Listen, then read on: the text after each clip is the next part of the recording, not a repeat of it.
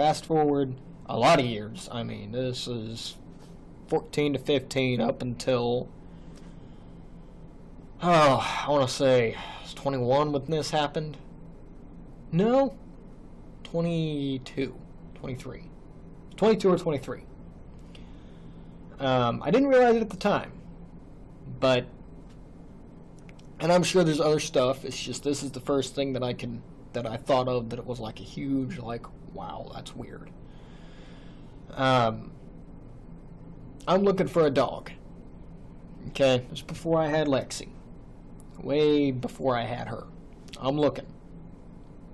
And I asked my sister, I say, hey, can you come with me just to look? Because, I mean, I don't really know what I want.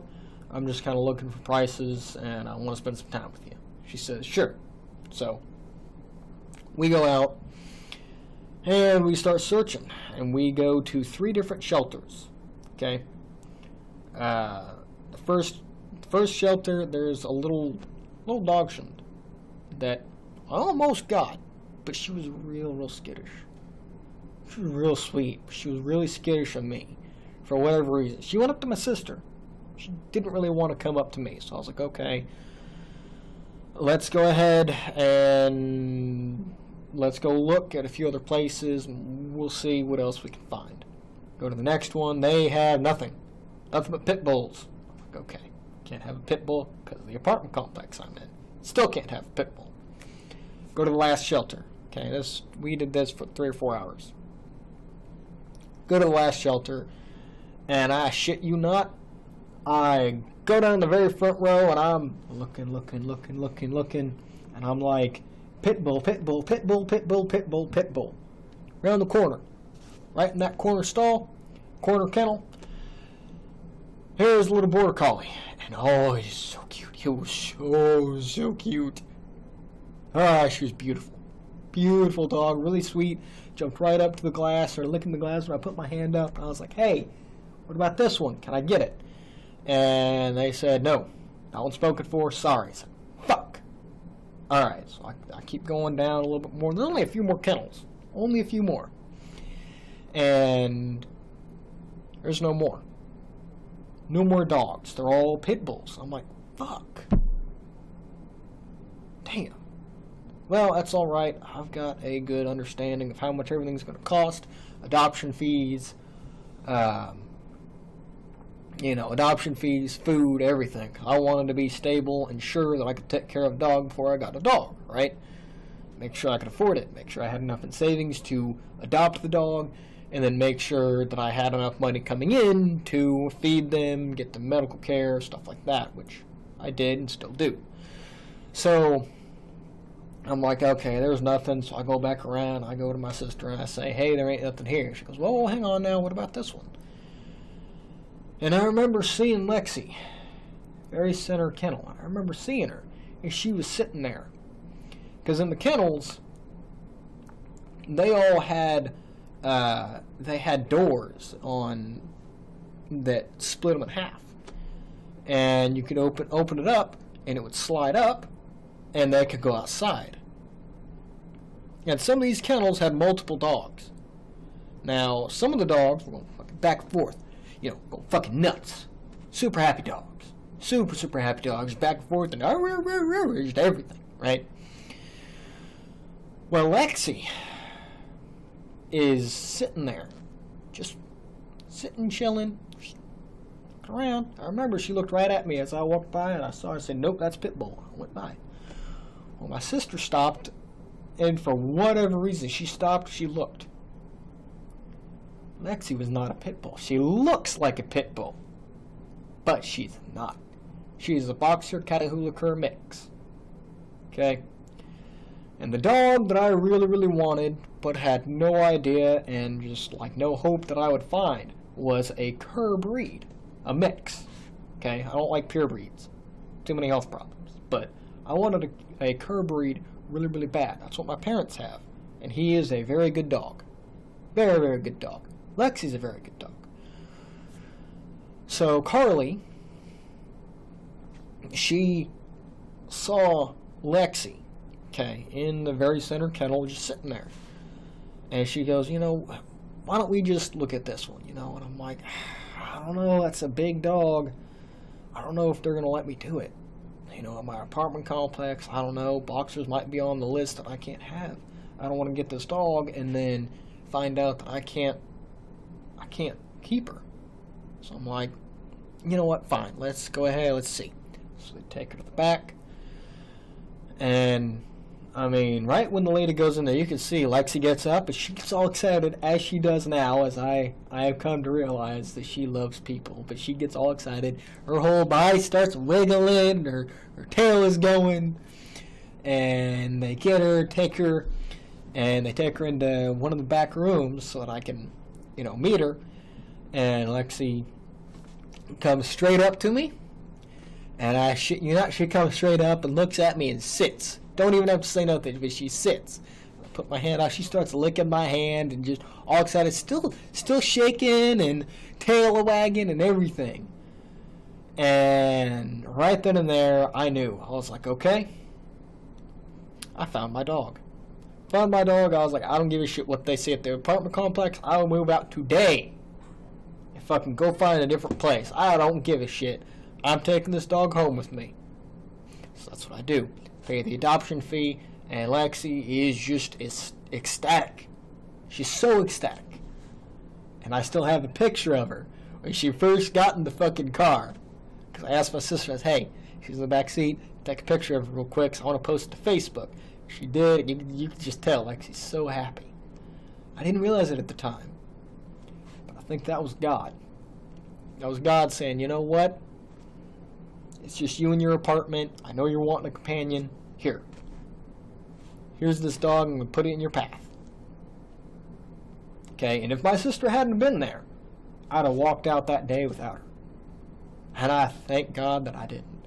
Because she's everything to me. She's all I've got when I come home. She's everything. So, that happened. Okay? So, fast forward a few more years, and still at the time, I didn't really count my blessings or anything.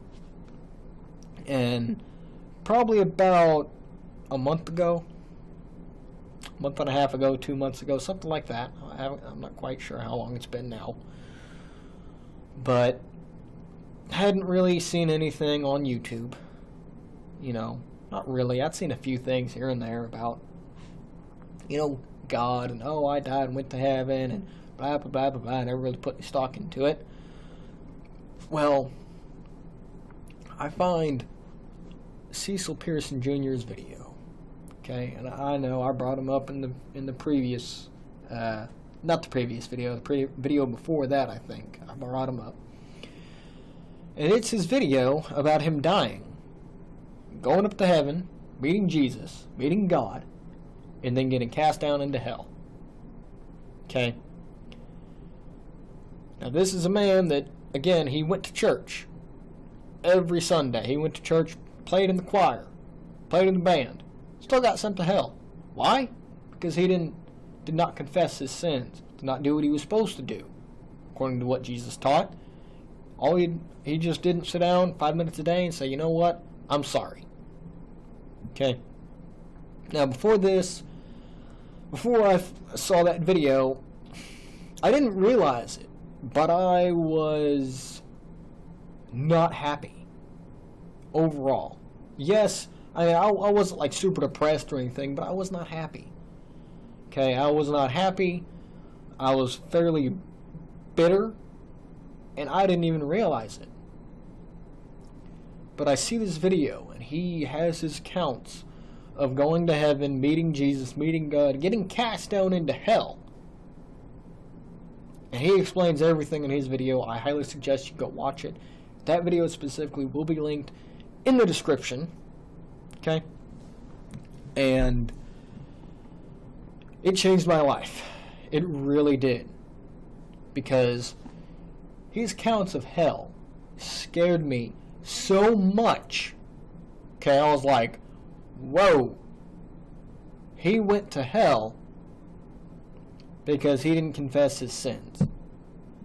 That's it. Not because he's a bad person by our standards. Not because he sinned. but because he didn't confess his sins. And I'm like, fuck. I'm gonna go to hell too. I'm telling you. Go watch his video. It changed my life. It changed a lot of people's lives. It might touch you. This video might touch you. I hope it does. But it changed my life. And I have told him so because I emailed him. And he emailed me back. Okay, this man emailed me back. And he will email you back. Might take him a day or two, but he will email you back.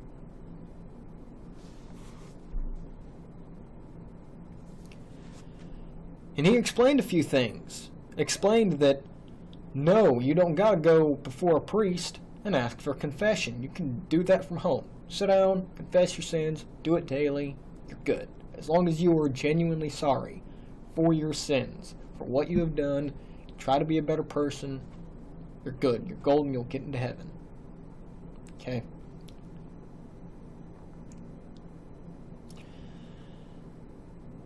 Now, before this, before all that happened, you know, probably about a year before this, my cousin and I had a big falling out because he lied to me about something bad. I'm not going to get into details. Let's just say it was a horrible lie. I still don't entirely know why he did it, but it was like, wow. Okay, it was bad. And his life choices were bad. And I was like, you know what? No. I ain't going to support you on that. Fuck off. This is a family member of mine. And we used to be really close. And we weren't as close as we were when this happened. You know, he called me up randomly and just said, hey man, I want to hang out with you. I haven't hung out with you in a while. I'm trying to, you know, kind of rekindle a few relationships. You're one of the ones that I want to talk to again. I said, alright, cool. Well, he did some stuff that really pissed me off. Really pissed me off. And I was like, you know what? Fuck you. I'm done. Walked out. I saw him at Christmas, you know, that year, Thanksgiving that year. Didn't say a fucking word to him. He came up, tried to talk to me. I'd say, I ain't got nothing to say to you. I'd turn around, walk off. Totally walk off. Well, about a week after I saw Cecil Pearson Jr.'s video, about a week after I saw his video, you know, and I start looking into things and realizing, fuck, I sin a lot. I need to correct that. Fuck. I've got some people that I need to get with because I need to forgive them. Okay? Because that's something that you're supposed to do. You're supposed to forgive people. You're supposed to love thy neighbor as thyself. Okay? Now, and that's, in case anyone doesn't know, that's a summary of the last few commandments. Because the first few have to do with your relationship with God. The last few have to do with your relationship with others on this earth. So, you know, I was like, you know what? I need to get with some people. I need to apologize to them. And I need to forgive them. And hopefully I can get forgiveness in return. Okay, but the big thing is you forgiving them. Sorry. I was bothering me. So, the very first person I was like, I need to get with them was him. So I go, call him up, and I'm like, hey man, I know I haven't talked to you in about a year, maybe a little bit more. I'm sorry for that. You know, that's on me. I'm sorry. You know, hopefully we can move past this. I've got some stuff to talk to you about. So, what are you doing this weekend? You know, we went out, we saw Avengers Endgame, and we talked for a while. We hung out, got everything straightened out. We're good. That's not the weird part. The weird part is when I called him, he was going through some shit. Him and his brother had a huge falling out. And he wasn't talking to his brother. And he didn't have really anyone to turn to. No friends, nothing. He had his mom. That's about it. And all of a sudden, I find God and I find Jesus. And I call him. Right as all that's going on. That's weird. That's very weird. And I do believe God reached out to me. He said, yeah, watch this shit. I'm going to make this motherfucker a believer again. And pop that into your YouTube feed. Now you need to go and forgive your cousin because he's going through some shit. And he needs you right now. So, that happened. Okay? And then, a few days after that, you know, after we had our talk and everything and hung out, and we're good, and we're still good, he had a falling out, huge falling out with his dad. And again, I was there for him. That's weird, isn't it? And again, that's too much of a coincidence, people. That was God intervening. I do believe that. You know, God does a lot of stuff, and we don't realize it. Okay? Now, I want to say January of this year, I got put on weekends at my job, and I was not happy. Okay? Now, again, when I found God, I heard a rumor all of a sudden that, hey, they're thinking about putting you back on weekdays. And I was like, what? No way. Again, it's another weird coincidence. So, and at this point, you know, I'm like, fuck it, I'm gonna do right by God and Jesus. I'm gonna do my damnedest to be a good person for them. I'm going to try and love them. So, get down, I start praying every night. I'm like, God, Jesus, please put me back on weekdays. If you do, I can start coming to church every Sunday. And I can get overtime, which would help me out greatly with bills and savings and everything else. You know, so please let that happen. I would be very grateful for it. It happens. I'm now on weekdays. That's weird. It's weird that I see the video, forgive my cousin, and some other people. There were a few more. Let's see. There was my cousin and 2 coworkers that I forgave. Now, fast forward about 2 or 3 weeks. There's something that I've been thinking about. Okay, and I remember this is the first Saturday I had off. It was right before Mother's Day. It's the weekend of Mother's Day. Okay, it's Saturday. Mother's Day was on Sunday. It's Saturday, and I go to church with my grandparents, and I tell them, I say, you know what, Mimi, Papa, I have forgiven. I've forgiven Jesse, and we're good.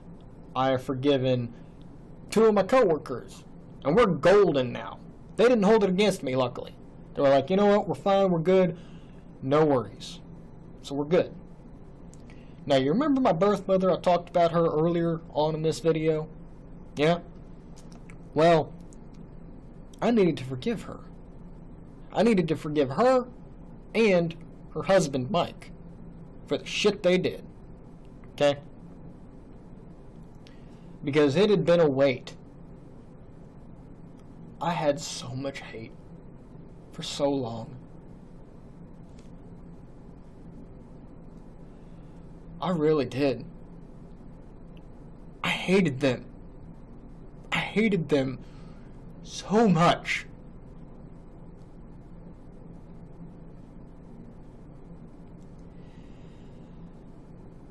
For years. It had been close to 20 years since I'd spoken with her. Alright? 20 years of hanging on to this hate.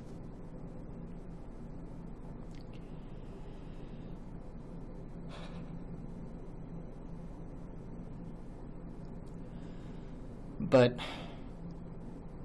that Saturday, I started looking on Facebook. So I'm like, how can I reach her? So start looking on Facebook, and I'd done it a few times before that, but not really actually searching, and I find her. I found her on Facebook at church. So I say, all right, I know how to find her. So we get back home after church. So I was like, I don't want to deal with this right now. This ain't the time, ain't the place. Right now, I need to worship God, worship Jesus, thank them, ask for forgiveness, all that stuff. So I do. Get home, and I message her. And I still remember. I say, do you know who I am? Because I didn't even know if she'd remember me. She says, yes. How could I forget? So I say, all right. I would like to meet up with you. If y'all hadn't figured out yet, I'm very blunt, to the point. I don't like dragging things out. I'm not good with beating around the bush, flowering stuff up. But, got down to the point. I say, when can we meet up? No, I take that back. This was on Sunday when I messaged her. So all Saturday, I was getting my thoughts together, because this was a big deal to me, obviously. This was a big deal, obviously. So I got my thoughts together Saturday, and Sunday I start messaging her, and we set a date for Saturday. Okay, for the following Saturday. And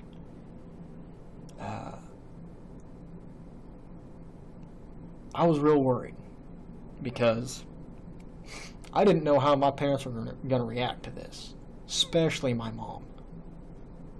I had no idea how she would react to me wanting to meet up with Jennifer, my birth mother. So I called her up to let her know what was going on. I said, hey, here's what's going on. I'm meeting up with Jennifer. I don't want you to be angry with me. I've got a lot of questions that need to be answered, So she understands, Dad understands. I say, and Dad says, I wouldn't do that. You're not going to get anything out of her. You're going to get the same shit that we've gotten, because they'd asked the same questions I asked. Okay, and I'm not going to go too in depth. There's one thing that I do want to bring up. But anyways, all that happens. I go to meet her on Saturday, and all that week, it was hard. It was a very, very hard week. I was worried, I was anxious, I wasn't sleeping, all because I was afraid of what she was going to say. I did not know how to deal with it. And it's still, after meeting with her, I'm glad I did it, but I'm still kind of shaken from it. But go to meet her. Okay. And we meet up, and we meet up at BJ's. Okay, BJ's Bar and Grill. Meet up there. I guess she talked to the waitress, because the waitress did not bother us. She came by once. No, she came by, I want to say twice. Came by the first time, asked for drinks, and we both just got water. That was it. Because I was like, I'm not ordering anything. I don't want her to pay. I don't want her to be in, I don't want to be in debt to her at all. And I don't want her to be in debt to me at all. So, I'm not worrying about it. Because water's free. At least it should be. So, meet up with her, and I ask my questions. She denies everything. Okay? Full on denies everything that happened. Blames everything on my dad. you know. And I've heard the same story from multiple people that do not line up with her version. So I know she's flat out lying to me. But the one thing that really stuck with me,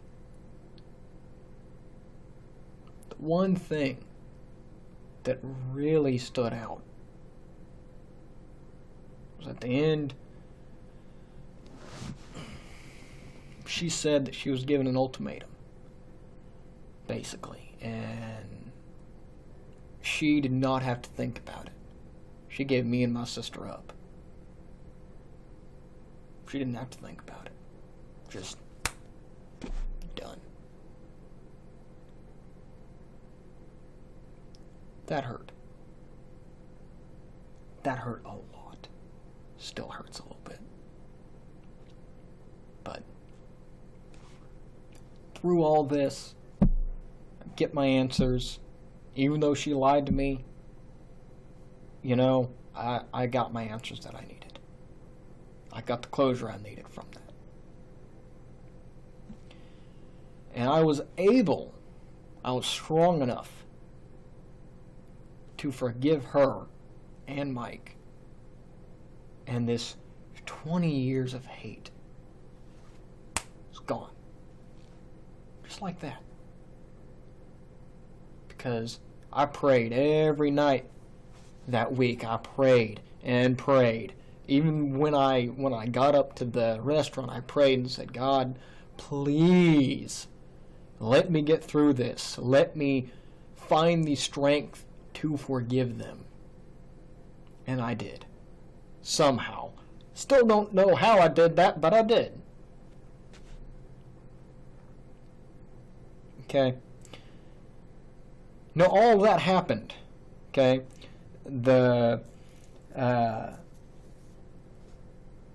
Between seeing Cecil Pearson Jr.'s video that put me back on the path, going and forgiving my cousin and the co-workers at work, going back to weekdays, and forgiving my birth mother and her husband, which I did not meet, unfortunately. I wish I had. All that happened within 3 or 4 weeks, if even that long. I mean, it happened rapidly when I turned to God and said, I'm going to do this. That's weird.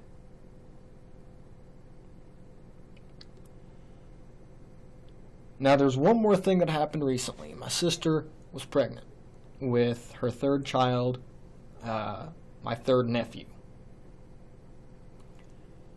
And the pregnancy was very hard on my sister.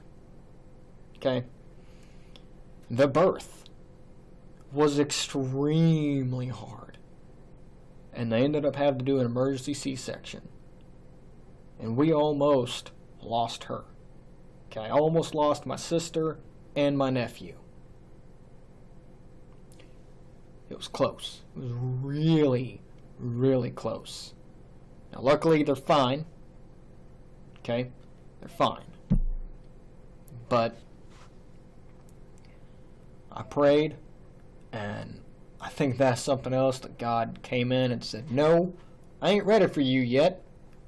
And that little guy just got born, so no.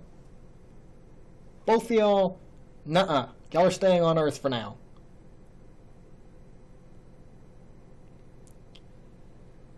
Guys, I know all this could be explained away as coincidence.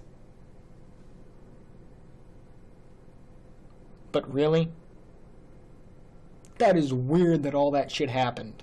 All within a very, very short time. It is weird that I am here talking to you as a fully functioning adult. No issues, no ailments as of yet. I'll probably have some later on down the road.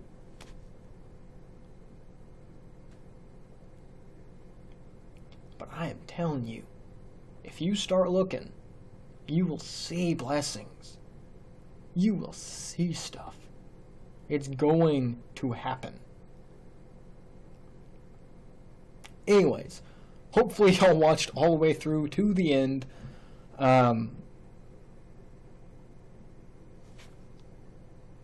That's it. That's all I've got for now. If anything else super weird happens, I will let y'all know.